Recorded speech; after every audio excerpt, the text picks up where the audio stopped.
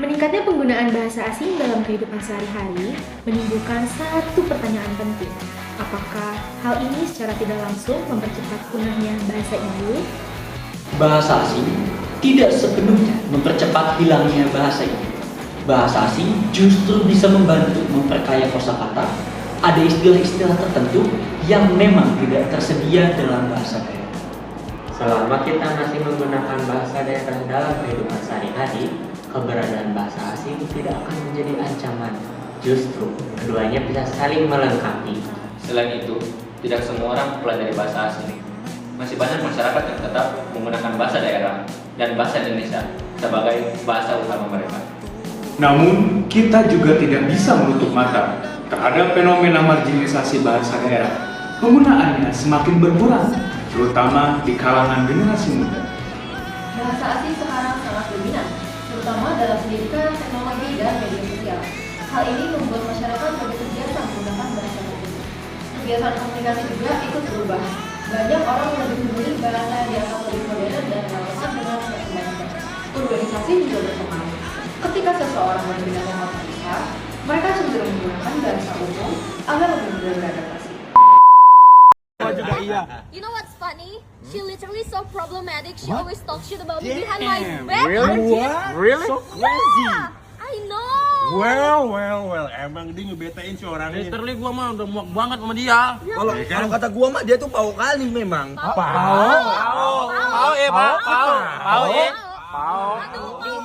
Tiada yang lain. Aku bilang aku gak mau.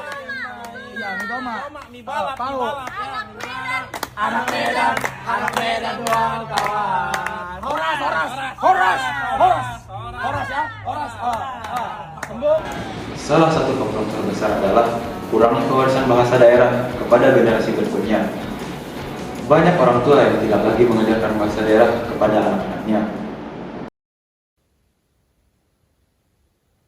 Aku aja yang WNI, anak-anakku jangan. Kita usahakan anak-anak dengan paspor kuat WNI. Nama Dwi Sasetyaning Tias mendadak viral di media sosial setelah video dirinya memperlihatkan paspor Inggris milik sang anak menuai kontroversi.